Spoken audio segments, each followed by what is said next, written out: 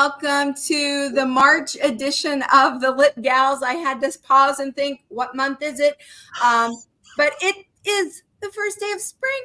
How exciting. It's beautiful outside. It is. So Anna. Cold, but still sunny.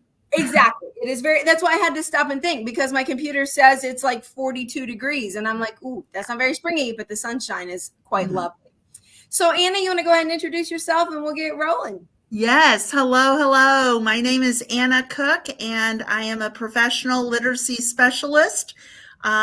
Just traveling all over Indiana and in neighboring states, spreading good word about literacy. Hi, everyone. I'm Morgan Mason, and I am a professional learning specialist here at Keep Indiana Learning. My sweet spot is the early literacy, but all things literacy. So right there with Anna, we're just diving into this work, deep in it, as we know all schools and districts are right now. Mm-hmm. And I'm Martie Hoofer, the digital content manager for Keep Indiana Learning, and I look at literacy through a 7th grade teacher lens. I spent over a decade hanging out with 12-year-olds, trying to convince them that reading was really a whole lot of fun. So it was one of my favorite things to do. So we're going to talk today about student choice and the conundrum that is convincing kids of the importance of reading and the enjoyment of reading. Anna, I got to tell you, I had plenty of kids tell me, I don't want to read that, or I don't like to read. So what are your thoughts on student choice and hooking students into what can be a lifelong, not just hobby? Man, it just opens so many doors. It does. Thank you, Martie. I've been doing this for some time now. And when I was director for literacy K through 8, really, and then for high ability K through 12, you're absolutely right. That middle school piece was hard. It was a hard nut to crack. And I realized that, the research that I did many, many moons ago is something that we already know now. But when we were really, trying to figure out what we could do for those middle school students, our test scores were horribly, horribly low. And it was a time, though, that the teachers, were wanting to do novel sets, etc. And a lot of our students were just saying, I don't want to read that novel. Thank you very much. So I did some research and I wrote a paper on student choice. What we can do, especially in the middle schools, to help our students, get ignited and excited about reading. Yeah. And a lot of it was about choice, but here lied the problem. And I had the same exact problem as well. And that was, I have 25 students in my room. I'm going to give them all choice. And I've got 25 different novels. Yeah. What am I going to do? Right? It's a legitimate question. It's a legitimate problem. Absolutely. And yes. So let's pause right there. We don't want to minimize that, because that is a very real concern. And so, yes, choice is great, but that's a real hurdle that you have to talk about and have a plan for. So there's my soapbox about that. Yeah, keep going. Oh, yes.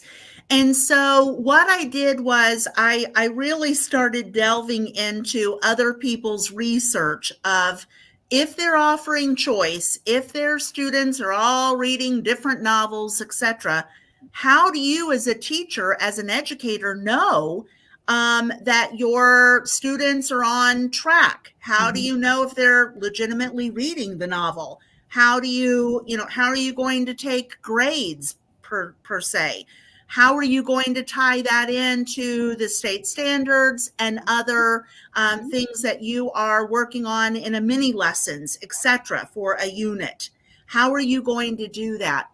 And one thing that kept popping up over and over and over again, and that was conferencing, conferring, however you want to say it, between you and the student.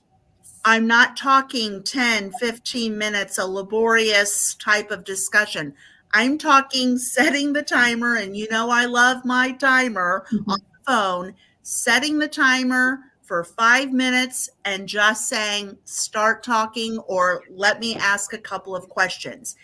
And so there then lied the next thing that I found, and that is, there's different companies, different publishers that have questions galore that you could ask your students, and a couple of them in 5 minutes time, and know exactly what's going on with your student. Exactly.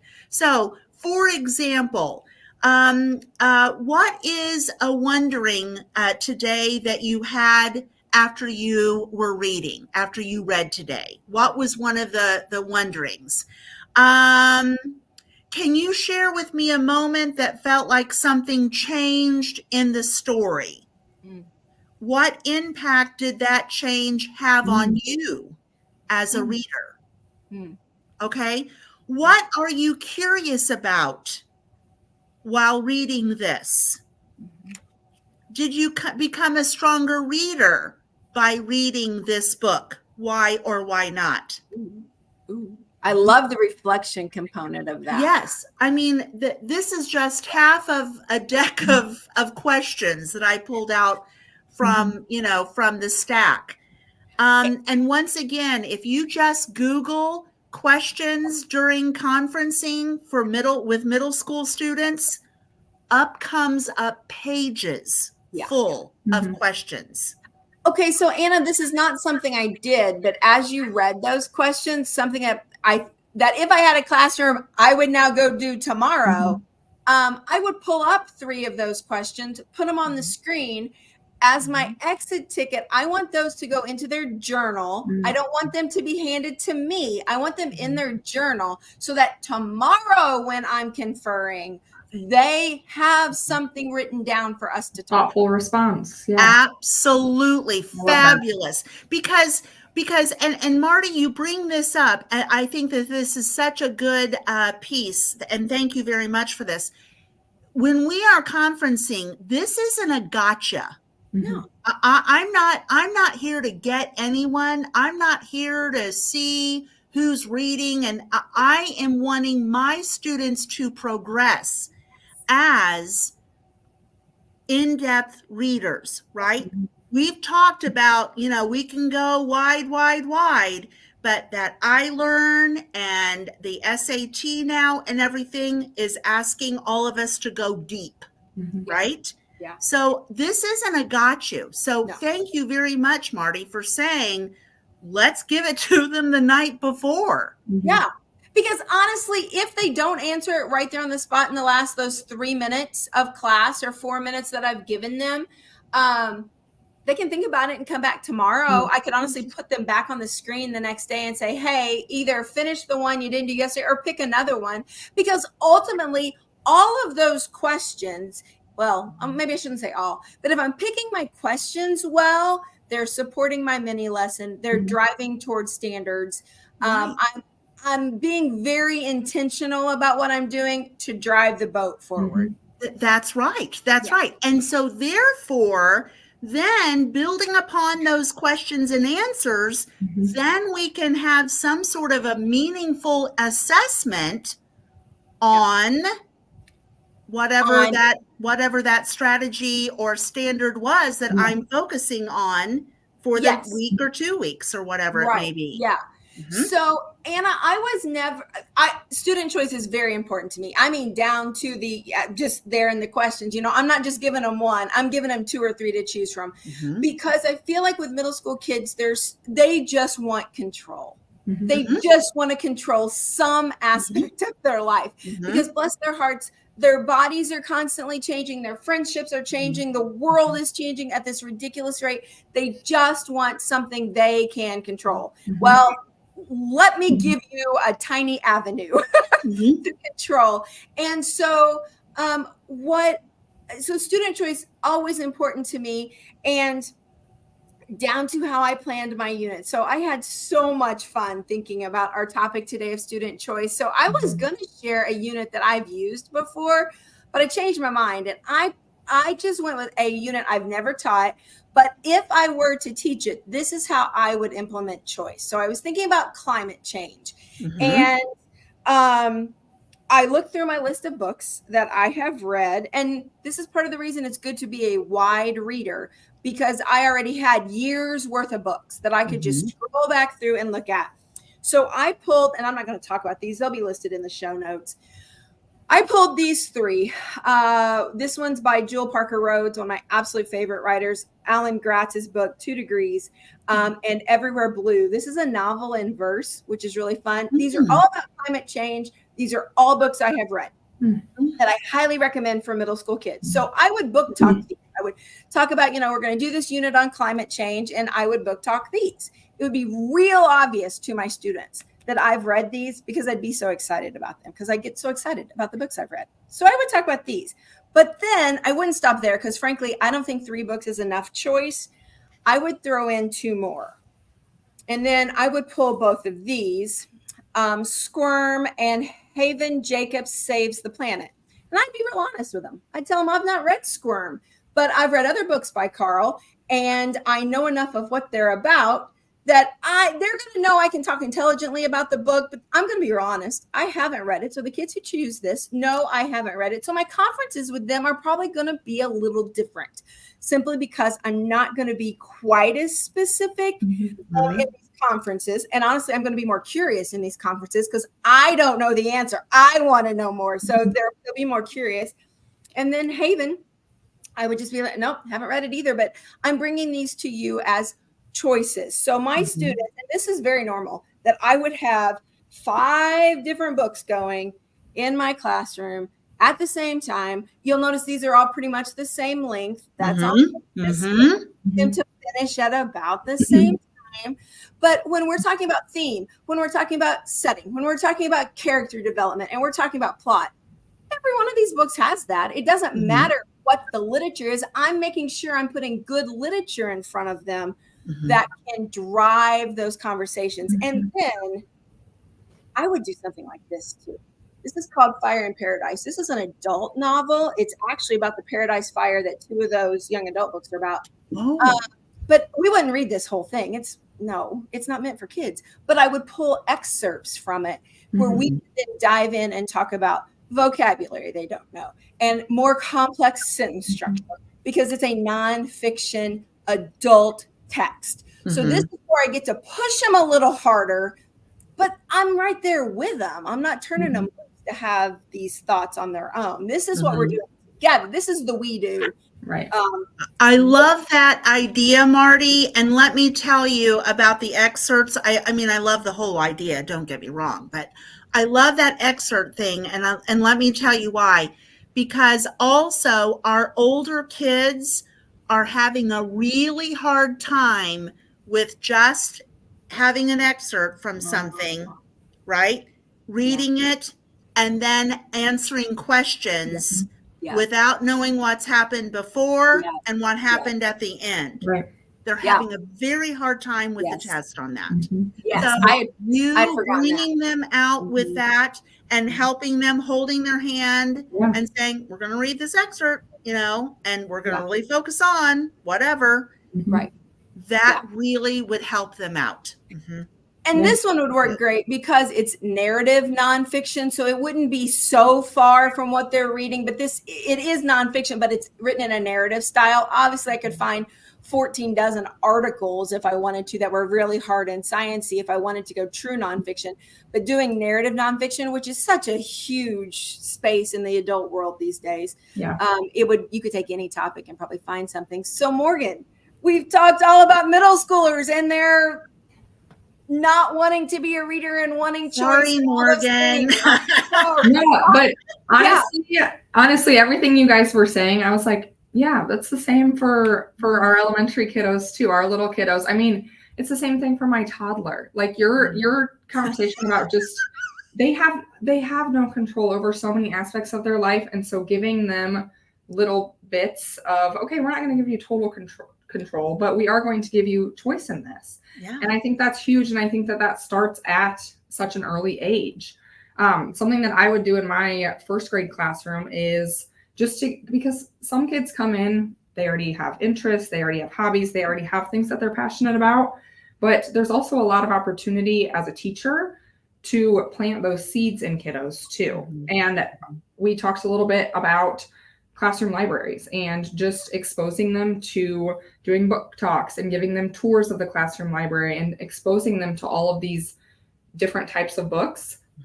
Maybe they're not ready at the beginning of first grade to read them all, but they may be excited about, hey, I really want to read that book and I'm going to get there one day, So planting those little seeds early.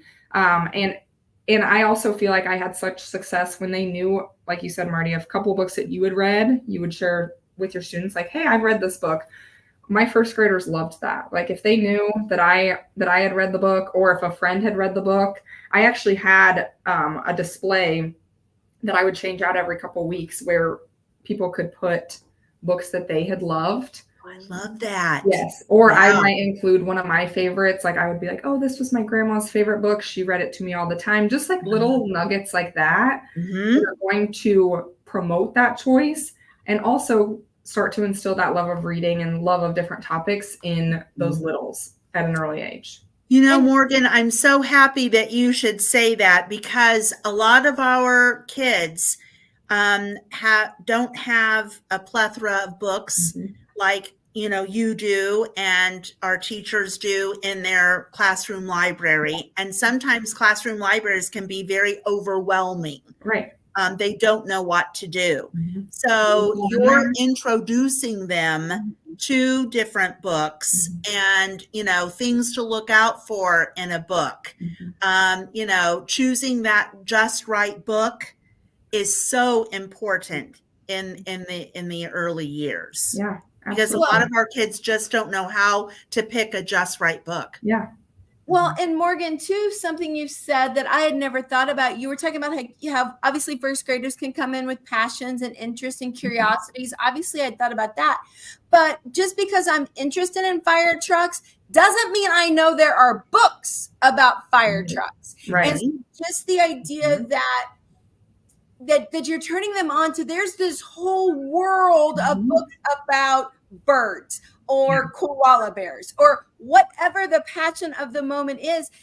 And then showing that our curiosities can be tied to our reading life and just the doors that opens. I never thought about that. And it continues as we get older, as we're middle schoolers or and I was actually thinking, when I was preparing for this, I was thinking about myself as a middle school reader. What did I like to read when I was in middle school? And so it doesn't change as you get older, but it was fun to be one of the people that was able to instill some of that at an early age. And hopefully they're reading and still reading today.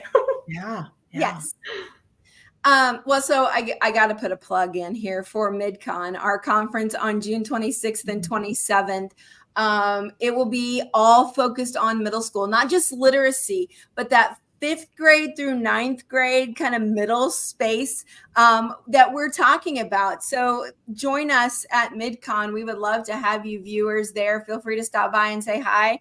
And we're going to look at all things middle school because it is such an interesting time in a human's life. And I think I'll just stop there because then I could go all kinds of directions with that.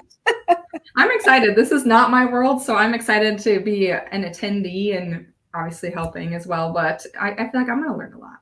Yeah, it's such an interesting space to exist in. So as we wrap up our show, this show always goes so crazy fast. Anna, what are you reading or listening to? Which is it? Or both? Reading. I know it's a big thing. Reading. I usually listen. But you know me, I love those self-improvement books. Don't laugh. It's not really a rom-com. But I'm reading a series of 3, Trouble in Paradise, What Happens in Paradise, and then there's a third one. But do you remember The Perfect Couple, the one that I love? That I read that one. Hildebrand, yeah. She's got this as well. And so it's a mystery. Okay. Like sort of like The Perfect Couple was. So it's a little, romantic, but it's mostly a mystery. Ooh. Love that. This is good, guys. I'm really loving this. And what is that, the first one of the series? No, it's the second one. Okay. What Happens in Paradise. And at first I thought, how is she going to go on with this? But she does, and she keeps you, hooked in. It's perfect for spring break season too. It is. It is. Yeah. So that's All right, my Morgan. reading. Don't laugh. No laughing there at all. Morgan, what are you reading or listening to? I know you're an audiobook. I know you have multiple books going at once. I do. And look at us switching it up. I am actually reading this. Well, okay. So I just finished it, but it was so good. I was like, I have to talk about it during Lit Gals today. It was a historical fiction, which I do love historical fiction, but I'm normally the murder mystery, fun books. So this was called, and I listened to it, but it's on my front porch. I Amazoned it to my house so fast because I was like, I love this book so much. I need a hard copy to keep. It's called Before We Were Yours by Lisa Wingate is her name. And it is all about, I don't know if you guys are familiar with the Tennessee Children's Home Society and that scandal back in the 1920s, 1930s. It's a fictional story, but it's based on the events that happened during that. And it just, I went down a rabbit hole. The book was phenomenal. And I know about everything there is to know about this scandal that happened in the 1920s now. So highly, highly, highly recommend this book. Oh, that's why I love historical fiction. The amount you learn while you're reading it. And that's what I loved hooking middle schoolers with, because I did a historical fiction unit. And then, let me just tell you more. And then just keep throwing the nonfiction at them. And then they can't read it fast enough because they're so curious about, did this really happen? Oh, did this really happen? Yeah. Love it. Yeah. And then you got to do your own research to figure out if it's based on true events, how much of it is true. Yeah. Yeah. All right. Well, my book, or Morgan, did you hit both of yours? Was that just the one you had? Well, I did start, the A Court of Thorns and Roses series. I finally jumped on the bandwagon. So I'll report back, but so far so good. I've heard lots of things about that series. Yes. It's definitely outside of my wheelhouse. Me too. I've heard lots of good things. Yeah. So speaking of, didn't want to finish it last night because I wanted to talk about it here. It's what I'm currently reading, and perfect timing. It is Jen Bishop's book, Free Throws, Friendship, and Other Things We Fouled Up. And I'm like, oh, that is perfect. They are two middle school girls. They're both basketball players. And this is a solid middle grade novel, although freshmen would totally eat it up. It's set in Cincinnati, modern day.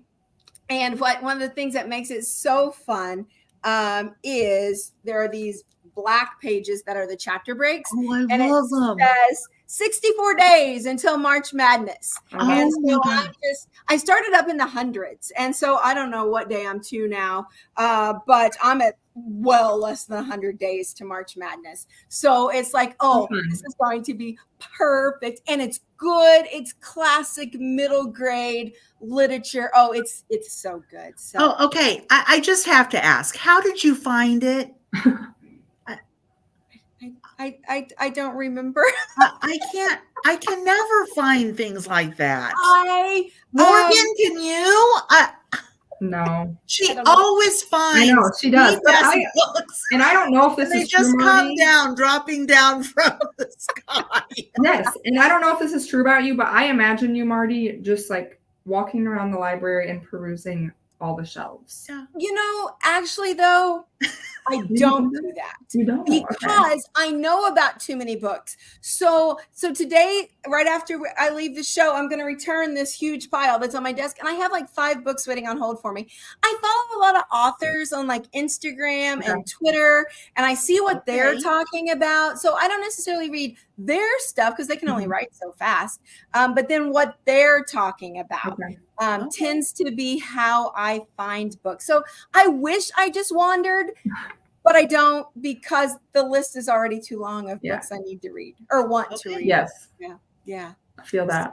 Yeah. Oh, ladies, what a fantastic show here on this first full day of spring. That beautiful summary book, Anna, that is gorgeous. What a cover. But what a great show today talking about student choice. So we will see you next month in April. I don't remember the topic off the top of my head, but you'll find out shortly after we do. So we will see you in April. So be well.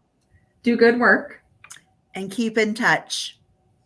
Thank Until you, guys. next month. Thank you. See ya.